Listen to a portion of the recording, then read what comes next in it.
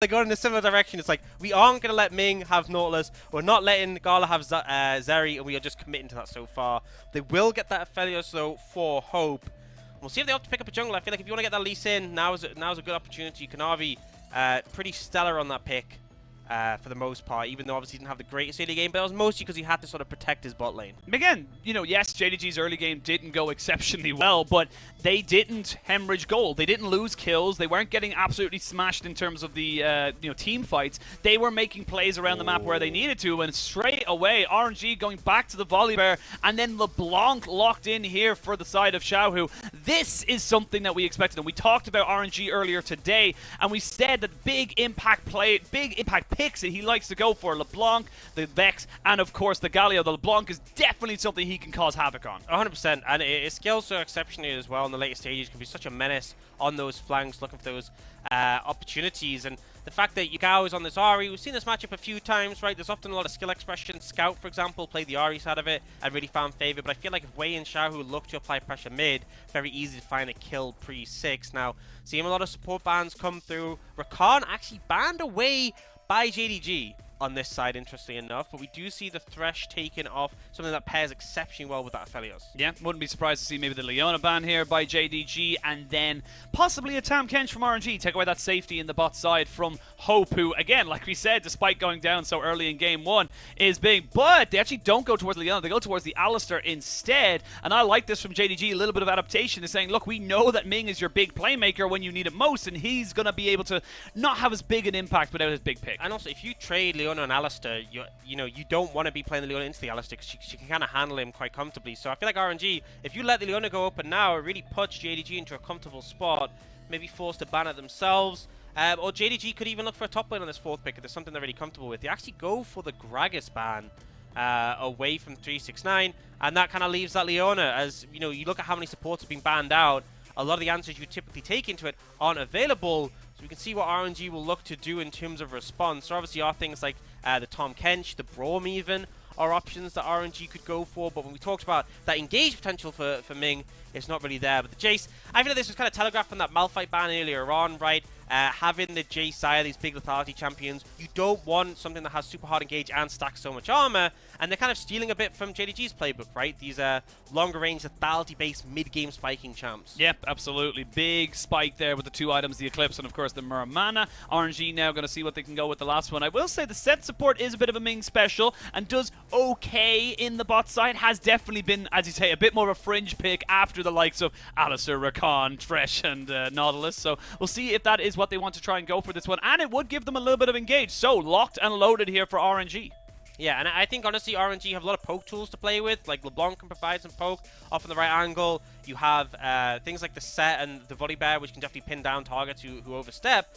But you know, I feel like it's going to be around playing around those big spikes and also getting that mid jungle ahead. But JDG looking for options in the top lane. We talked about the Malphite obviously being someone who can stack a ton of armor. You know, a Sion can do that as well, right? The only real magic damage is going to be that LeBlanc, and obviously typically not the one pumping damage into a beefy frontliner. So I like that they have this Sion. He's going to be able to block Shock Blast, which is importantly, honestly, a thing that this JDG lineup does actually need. Yeah, absolutely. And you've got a very good front-to-back team fight now from the side of from JDG, excuse me. You've got the Sion, the Leona can go in. You can keep that Aphelios safe. The Lee Sin can be, like you said, a little bit of pseudo-engage if you need it. And there are ways around making this kind of work right now. For RNG, it is more about that poke pick. It is about kind of, you know, setting yourself up to find an isolated target, get them bursted down with the Jayce and the Xayah, or maybe the LeBlanc, and move forward from there. Yeah, and I think critically the range discrepancy, the fact that, you know, LeBlanc is hard to pin down, it can be annoying. Jayce is long range. The Xayah can sort of operate with pretty much impunity against the Aphelios with the longer range feathers, with the lethality build. I think JDG, it's going to be about those engage tools. It's going to be about the side, it's going to be about the Leona, it's going to be about the Lee Sin, finding opportunities to close the gap onto these immobile members like the Jayce. So, you know, I feel like RNG have given themselves even better tools than Game 1. I think they've come into a position where I would be favoring them off the draft, but we saw JDG kind of just don't, you know, things like draft, gold advantages, winning early. They're just they numbers. Don't care. They don't matter. Right? They're just like, we're just gonna team fight and rock up and win. And, you know, I feel like for that reason, JDG have a composition they could still very comfortably do that. Particularly missing again on a support where he has a lot of agency. I think is something spectacular. But on the opposite side, the Tahm Kench can also be pivotal, right? If you're trying to pick something like a Jayce, it's going to be hard. It's going to be hard to make anything stick from JDG, because the only member I think is an easy target is the Jayce. It's not even the Tom Kenji. I know I said that they switched the set, right?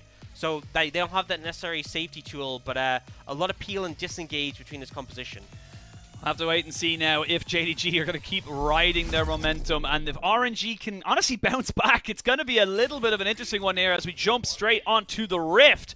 JDG already 1-0 up in the series, and we're going to see now if there's any real shenanigans. Again, RNG in that first start, going to do the exact same thing. They're looking for early vision, early ward control, and with Xiaohu taking to the start, it's very easy for them to get that. Yeah, get that over the wall, and Kanavi didn't even, I mean, he might suspect it, but he didn't even actually see the ward go down, so he doesn't necessarily know that he's going to be on vision for that one. Do you see JDG potentially fishing for their own vision on the bot side, but not going to go for anything themselves?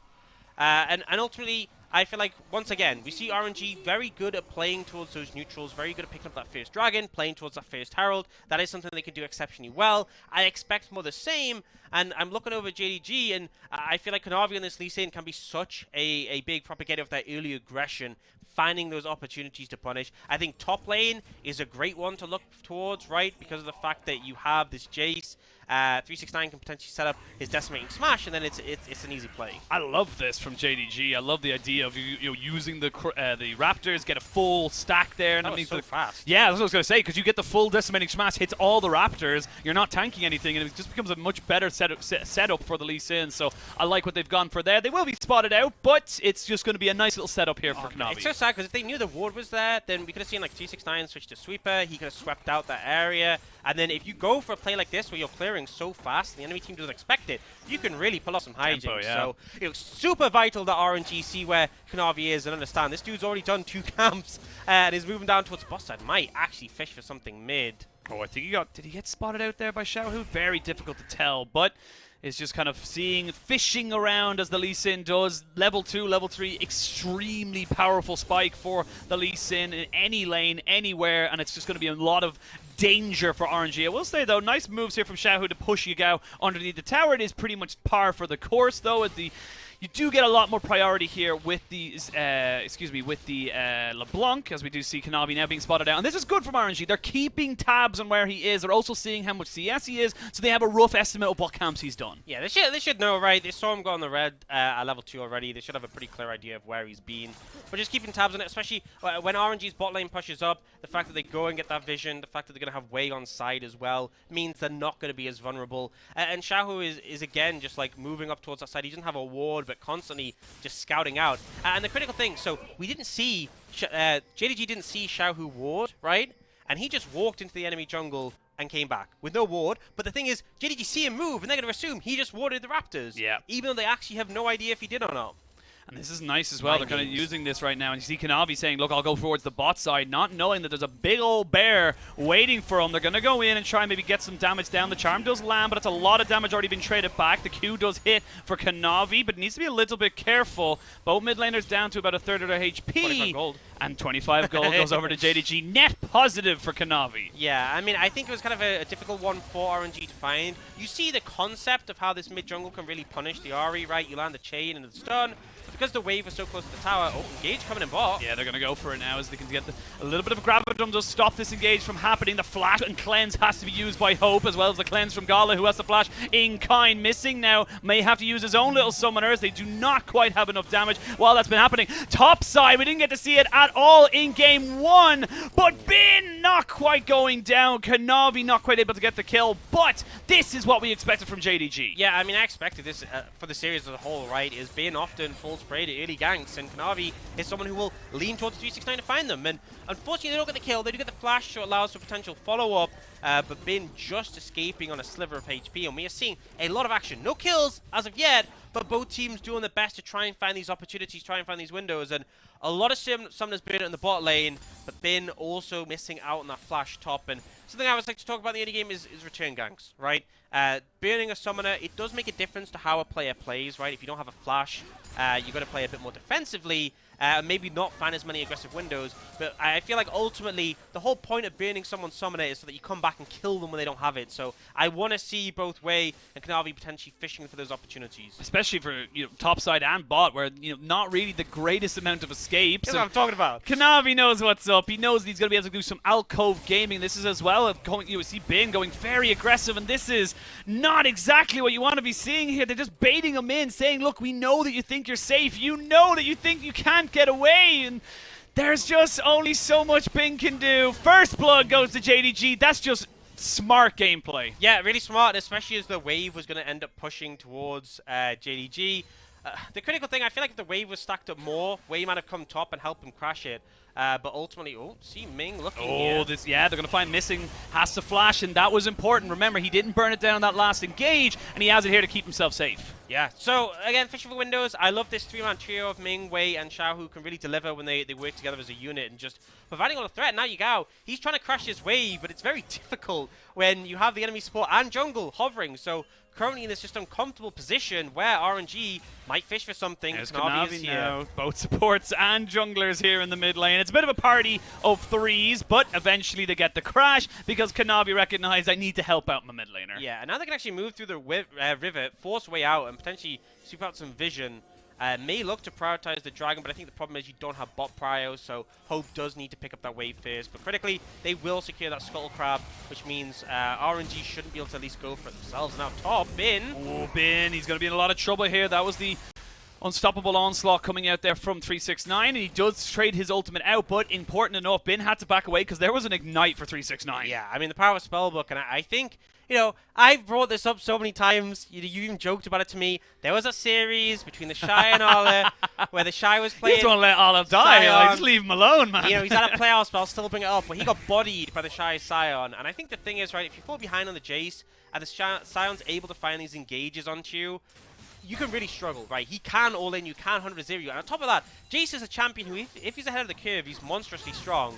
But if you're against a Sion who's stacking armor and you fall behind, you will just feel useless. Yeah, again, this is why you pick the Sion. 369 again in first game and the second, he's getting that counter pick. He's getting the priority. Well, I wouldn't even say it's a counter pick. I'd say this is a good matchup for Jayce, but if you mess it up, Jayce is his damage. If you don't get ahead of the curve and you have his damage, this is what happens, and you don't have the ability to avoid things like the Sion QRR.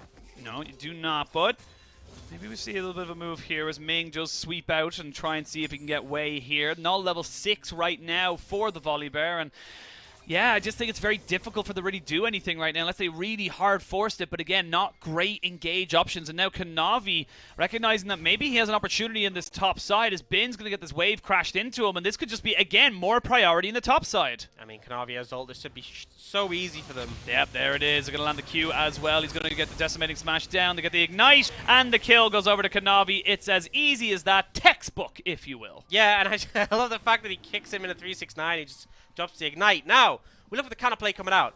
Once again, we have that level 6 from the Volibear. This is very difficult for JDG to deal with, and critically, Hope, still no flash. Here we go. They're going to try and go for it. There's a TP on 369. They're going to try and use it straight away. They turn off the tower, and they've killed off Hope straight away. 369 is here, and Yagao's spirit rushing to the scene. We will see the Haymaker, but it's only to deny the inevitable as we now get more and more engages coming out. They will not be able to trade back more. It's a 2-for-1 in the extended trade. JDG still answering RNG well. Yeah, and interestingly enough, we actually saw Xiaohu moved down and then backed away, right? So they didn't actually have the coverage from mid, which is why Yagao was able to be there and turn things around. I mean, it's still a 1-for-1. I don't think RNG are too upset about that, especially since they got the TP from 369. But it was very weird that Xiaohu just backed off, and at the end, they only get that one kill onto Hope. He burns the cleanse, but his flash is now up and available again.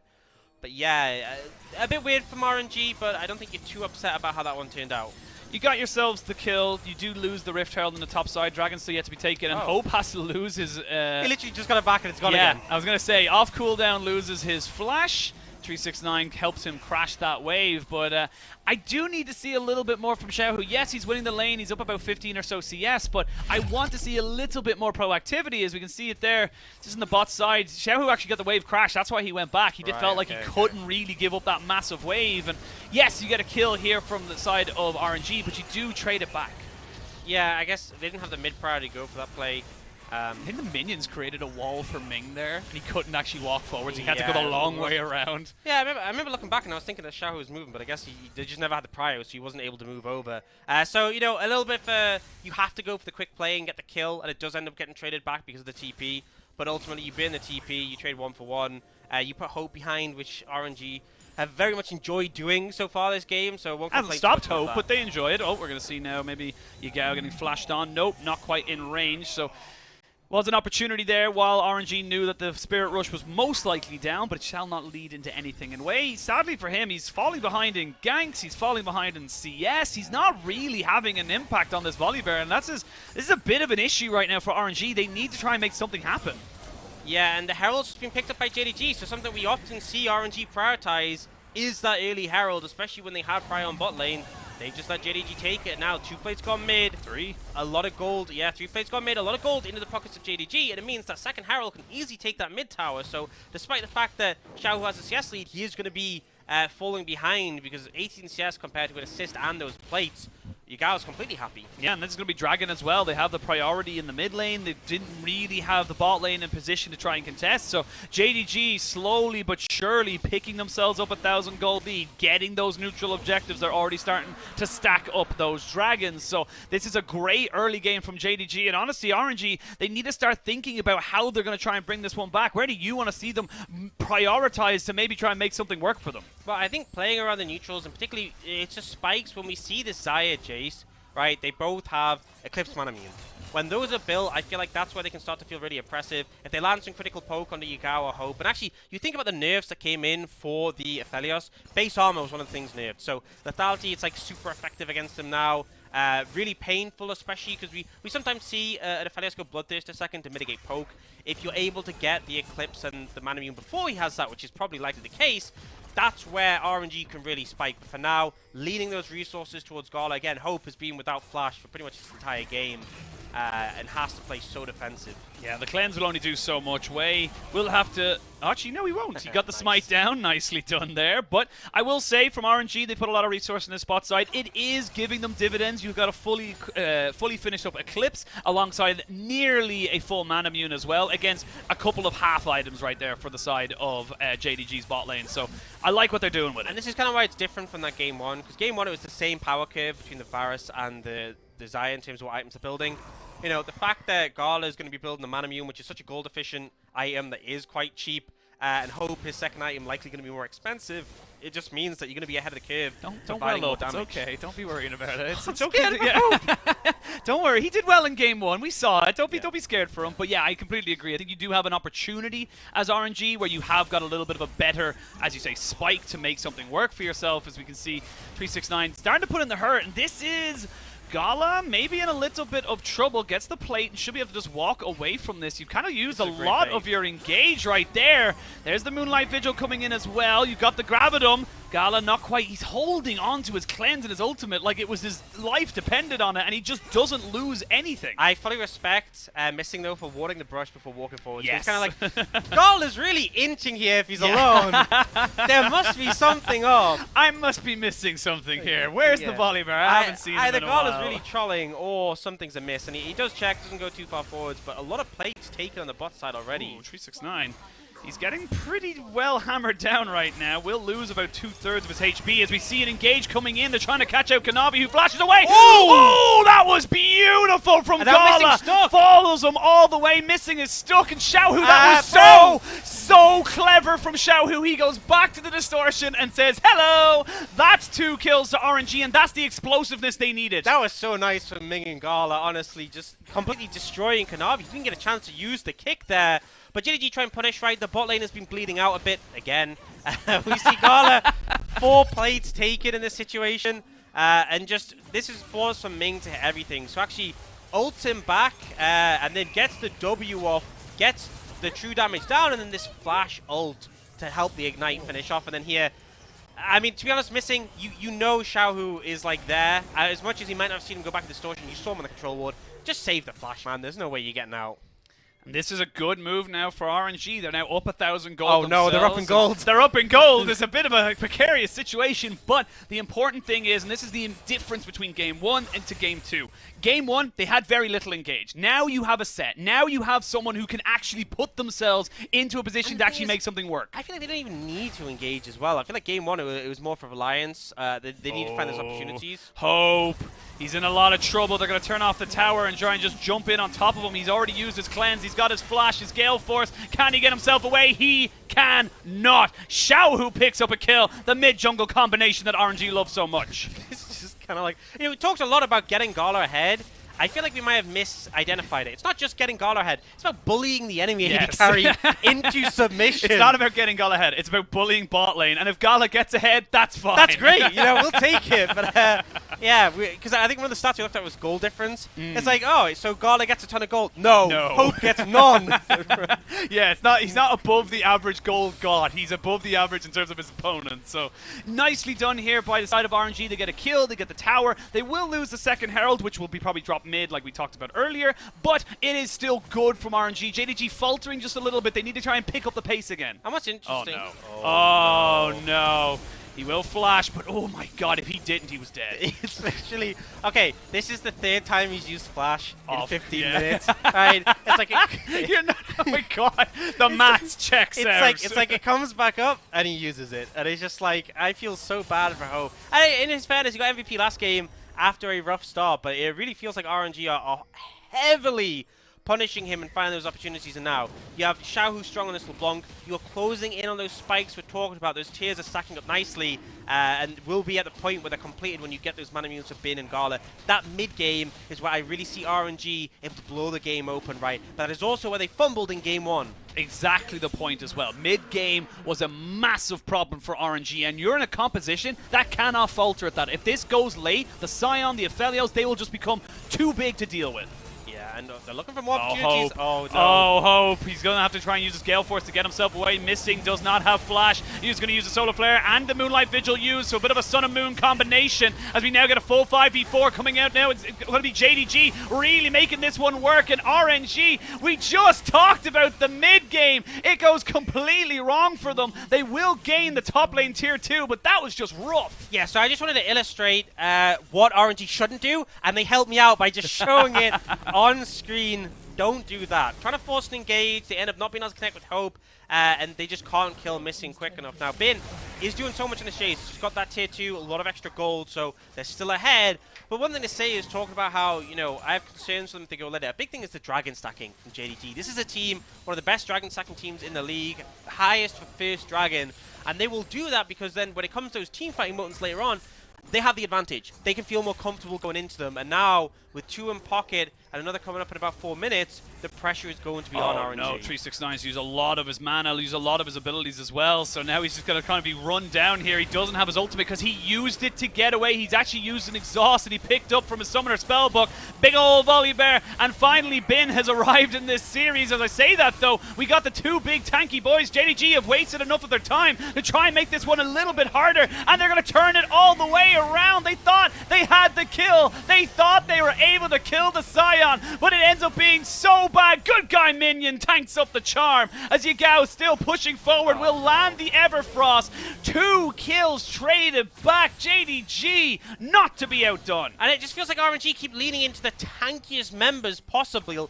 It's like a Sion or a Leona, and they burn so much trying to take them down, and then JDG just answer very swiftly. So now 2 more kills going over. We're just praising Bin having that pressure in the top lane. Because they look for that kill, we now see him 0-3 and 0.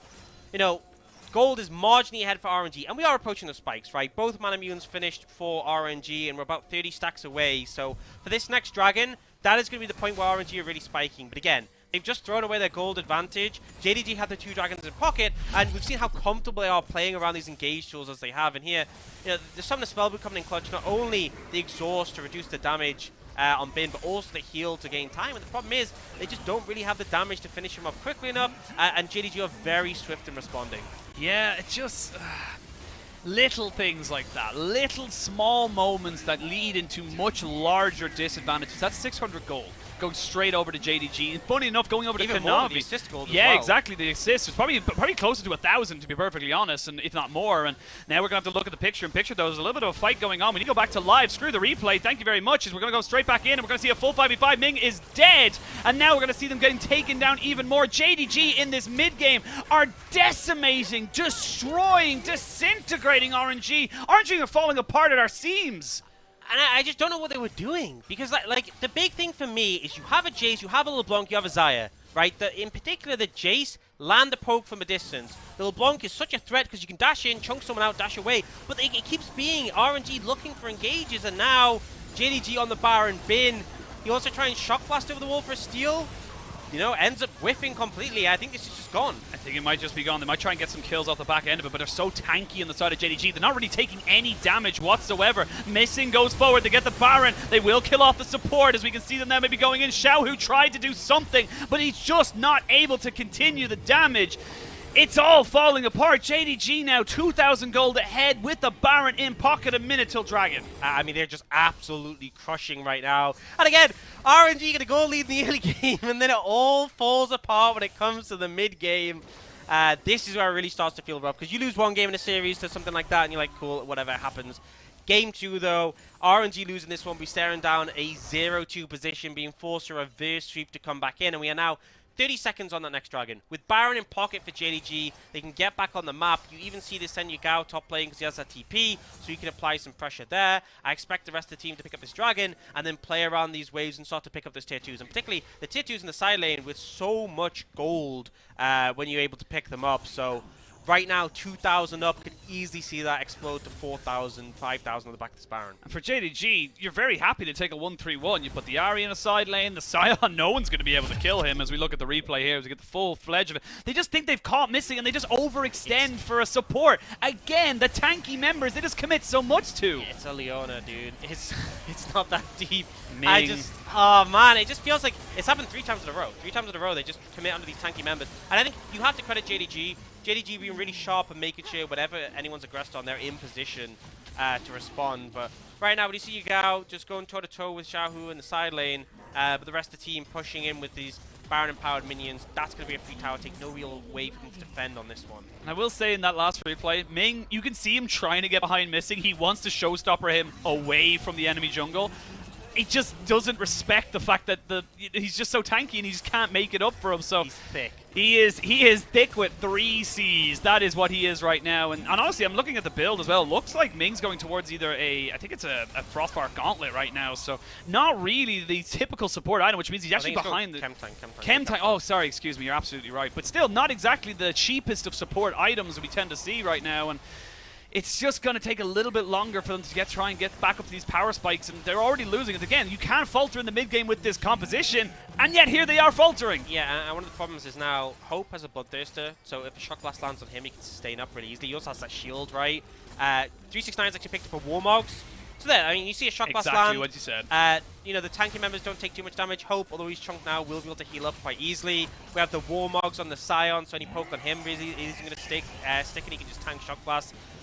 It's starting to feel a little bit difficult. I know I highlighted that Spike as being a big one, and we are going to see the Sereldas come in for both of them. That'll help them really start to hit the side a bit more. Although he's quite low in armor already, has just now picked up the Warden's Mail as I said that. But either way, RNG, I sort of had that specific window. I'm like, I really want you to capitalize on that. And it's not over, right? If they do land poke on the right targets, particularly Yagao doesn't really have the sustain that the rest of his team has. But it's definitely getting harder. And they have 3.5 minutes to problem solve, because if they end up giving up that soul... Oh, Bin. Oh, Bin. Going to get caught out here by Kanavi. He's going to try and burst him out. Will not land the Q. Bin still ticking down, but not quite dead. That red smite almost doing it. But that's the jungler. That is their jungler taking out your full damage Jayce. We can now see Ming finding 369. You can see Wei. He's like, no, dude, you got to get out. I can't help you here. Can't even take the blast gun over the wall. That is going to be an unfortunate unstoppable onslaught. Will not land the feathers. As we can see now, 369 just jumping onto Ming. They're committing everything because guess what? He can't go anywhere. It's your resources that you use, but there's nothing to lose off of it. Yeah, and it's just an easy pickup again onto Ming, and now JDG can continue that pressure. Gonna try and push his wave in mid. I think Gala should be able to clear this out with the feathers. But definitely needs support from his team to come through here. Moonlight Vigil does land. They will get the Gravitum down on top of Gala, but he shall not be losing his ultimate just yet. We will see them putting down some decent pressure onto this mid lane, but look at the damage going to 369. It's negligible. They don't care right now. Kanavi with the flash kick lands it onto Bin, and that's going to be him dead in the water. Flash has to be used so the charm does not land. Yagao now pushing forward with missing. Xiaohu's here, but Xiaohu doesn't really have the damage. Never mind, he does. He flashes in and finds Gala. 369 is still going to be able to take down this turret, the rest of his team. And they should be able to escort themselves out to safety. You know, and as much as they force him away, I talked about the goal lead being built up by JDG off the Baron. They are now 4,500 ahead, right? They lose hope, and it's a big shutdown for the LeBlanc, sure. But we're 2 minutes from that dragon. JDG will reset, they'll get back on the map, they'll start setting up this objective, and I feel like RNG, it's here a bust, right? Because if they get that dragon, it's just going to be, it's going to be so hard to compete. How do you run away? You can't run away. It's going to be so hard to contest, and especially when, you know, you have things like the Ahri. If the Ahri ults forward, applies that slope on the Hex Tech Soul, and then it's an easy charm. We see a replay, and I think Kanavi's just been stellar on this Lee Sin so far this series. I love this as well. He was focusing on Wei, and then snap of a finger, he swaps back out for the bin. He knows who his target is, and he's just so lethal on something like this. Honestly, I feel like you either have to pick the Lee Sin away or ban it. You can't let him get this 3 games in a row. Yeah, I mean, we saw in the series yesterday as well, Tian so stellar on the Lee Sin. It's really been problematic for these teams. 7-1 and 3 now, 3 items on this pick, and Wei just hasn't had the same impact. No, not at all, and it is just a struggle right now for the side of RNG. I feel like they haven't really found their footing. Like, yes, Xiaohu's ahead, but... It's a 4-level lead between junglers. Yeah, like that's 4 levels. I thought you said full level, not 4 level. Yeah, I thought you said full. I was like, oh, Kanavi's highest level in the game, right? Kanavi is a monster right now. My God. I can just seem like my brain just realizing, no, he said 4. But that is just such a difficult position now. You can see them, maybe they're going to go for the Gala has to use his ultimate straight away. As the Solar Flare was going to be hit. There's the unstoppable onslaught. As we can see, Ming has to use his ultimate. That's a great pullback, though, to stop anyone from joining 369. But he's so tanky. He's so big. That's a good shock blast onto Yagao. He takes about half his health away. And RNG, they survive to fight another day, but they've lost so much already. Yeah, JDG, some of the health bars are low, but again, Kanavi has a ton of sustain, right? We have 369 with the Warmogs. They burn the ultimate from Gala and Ming. Those are big tools to not have coming into this dragon fight. That's all important for RNG. You have to fight it. You cannot let this one go to the wayside, and Kanavi is absolutely huge. The dragon has spawned. We are going to see a reset from Yagao. He's coming back onto the map. So, RNG, you got to hope, you got to pray, you got to look to try and see if you can get something. If they can take out the big primary damage carries, they have a chance. But even then, you still have a massive Kanavi, a massive 369. Wei will get himself a little bit of healing and come back onto the map, missing his finally joined. 5v5 and dragon has started. And looks, 369 is going to back off the heal. Kanavi can heal off the dragon as well. Here we go. They're looking for Kanavi. He's taken down to about 1/3 of his HP, but he should be fine. They're going to go in and try and tail it! Wei gets the steal, and RNG survive to fight another day, or do they? JDG not happy to let this one just go. Bin gets himself over the wall with To the Skies, but look at the damage coming in. The Moonlight Vigil is good. The GA has to be used by Kanavi as they try to look for the Xiaohu over the wall, looking to see if he can find something. It's scrappy. These health bars are low. It's going to be down to the carries of RNG. Bin is down. Can they take down 369? I don't think they can. He's just too damn big, and there's nothing they can do. Hope will eventually fall down. Gala is going to be chased out by Kanavi, and JDG are going to go 2-0 up in this series. Once again, from a goal deficit in the early game, JDG answer back. Kanavi massive on this Lee Sin, and 369 feeling immortal on this Sion now. Respawns are coming in from RNG. Not sure they'll be able to close this out, but they're going to try. Yeah, they're going to try and go for this. It's 2 tanks. It's a set and a Volibear. What are you going to do to try and defend this? Fun fact, you can't. Spoiler. And they're just going to lose so much. They have a massive wave coming in as well in towards that top side. JDG don't need to end now, right? Yes, they didn't get the soul, but they can all just Hexgate out, right? Train's leaving, boys. Yeah, reset, head towards the Baron. It's super minions in the mid and bot lane, which is going to be a pain for RNG to deal with. They can just slow play this very comfortably. They're so far ahead, 6,000 goal lead. I want to see a replay of the fight. So the steal from Wei was pretty important, right? Vital.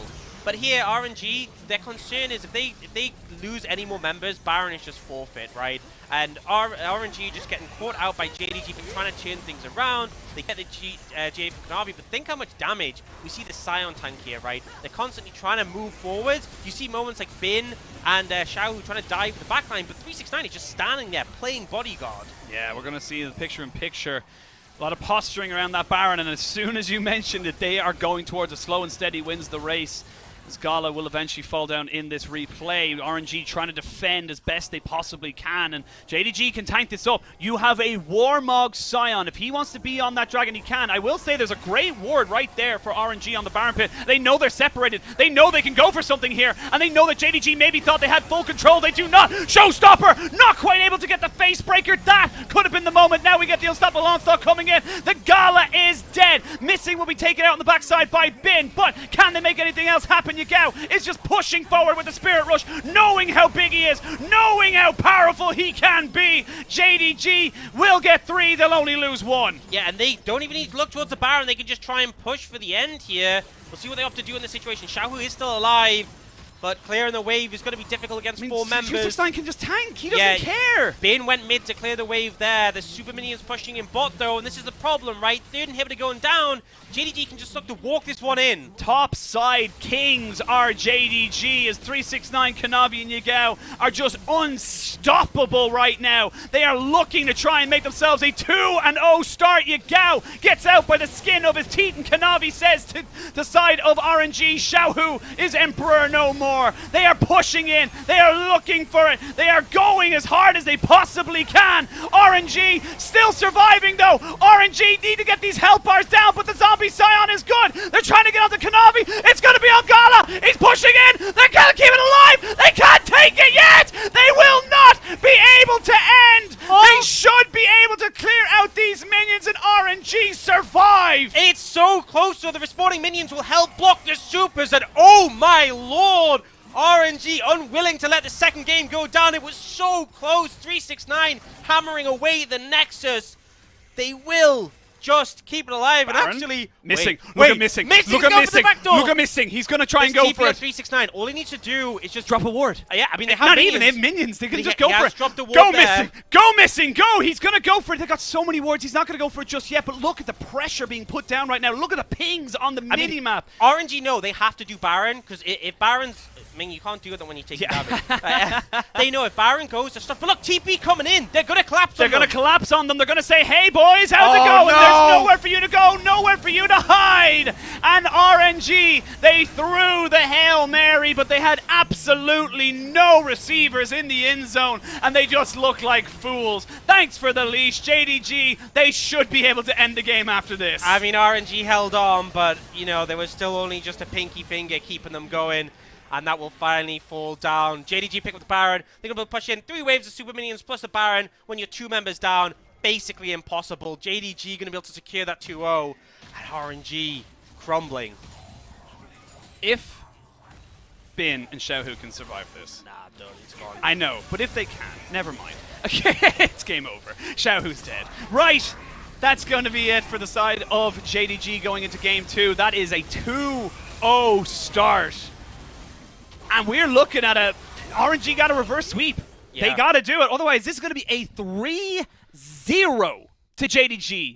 And it kind of goes back to what I said of the first game, right? You come out with like if you fall behind in the early game and you lose that, you're like, okay, you know, maybe we had bad lane matchups, maybe we messed up something, you know, in our setup for Herald, things like that. That's kind of easy just to kind of adjust and switch. But they've been getting crushed in the mid game despite having a lead. That's the problem, is they come in with a lead, feels like RNG are doing what they want in the early game, and then they are just crumbling, and it feels like the execution in those fights, right? Target selection, things like finding these opportunities, using the pressure from the side lanes, all these things are being expertly done by JDG. And, you know, we wanted to highlight that the top jungle, 369 on the Sion, immortal, right? Kanavi on that Lee Sin, absolutely stellar. And I think going in this game 3, you have to ban the Lee Sin. I don't think that just banning the Lee Sin fixes everything. No, right? That's the problem. It's a plaster on a broken arm right now. Yeah, but you have to do it because they clearly just cannot handle the pressure coming out from this pick. No, they really can't. And honestly, I want to see RNG on red. Stop giving 369 the full information, and stop giving him an opportunity to get the counter pick, and not even a counter pick as such, but just something safe that he can't die on. And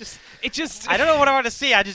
Just not that. Yeah, I think you need to change a pace. I feel like you're going for this Volibear, right? The Viego's open available. That's something we've seen Wei have a lot of success on. He's going for this Volibear, and he's not really matching Kanavi that well, right? He does a couple of good dives, the ultimate, and then he just falls off a cliff, right? We've seen Ming, the set, not obviously the highest priority engage pick, right? Didn't work spectacularly there. 1 and 7, I think.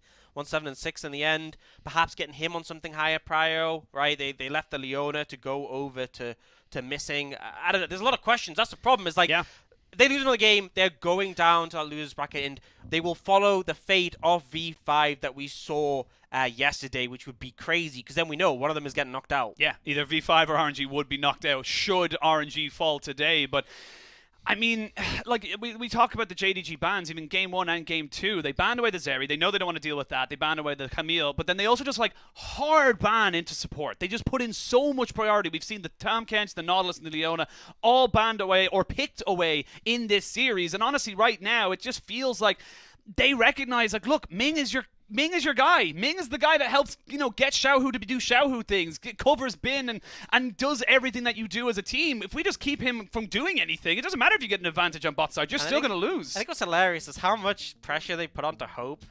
It just is irrelevant. It doesn't matter. Like, they bullied him so heavily this game. The only game I've seen AD carry bullied that much was Game 1. Yeah. Both games in a row, they just made Hope's life hell, working. And it just doesn't matter at all. And like even this game, we talked about the big spikes coming out from Bin and Gala, and look how much damage they did, and it just didn't mean anything. The Sion probably did more damage taken than everyone, both teams combined. It feels like he was just soaking every single bit of poke, which is why the Sion 369 once again leaving him to last pick so we can get the ideal pick for the scenario worked flawlessly. And as you were just pointing out there, Kanavi did some damage. Kanavi did more damage than almost every single person bar the AD carry on his team. That's absurd in terms of how he was able to make this one work. And again, the Lee Sin is just giving so much priority. The safety, the agency that you mentioned as well. Like, it's just a lot of stuff going in favor of JDG. And RNG, they look shaken. Honestly, this doesn't look like the RNG of regular season. This looks like the RNG that went against RA and got 0-2. 3.5 weeks, new patch as well. Yeah. And I did the prep for the series, and I was like, this is what I expect from RNG. I thought this would be a good matchup stylistically for JDG, but I'm like, they've had You did predict JDG to win. I did. Me and Jordan really won. But I was like, RNG have been, practicing away in this new patch for 3.5 weeks. They could bring out so many different things and completely throw a curveball. And as much as I thought, maybe it would be different expectations, I didn't expect this, right? I didn't expect them to get bodied 2 games in a row, because frankly, that's what it hasn't even been close. No, it hasn't been close. We are going to send it to a break, and when we return, we will have Game 3, potentially the final game of this series. Picks and bans.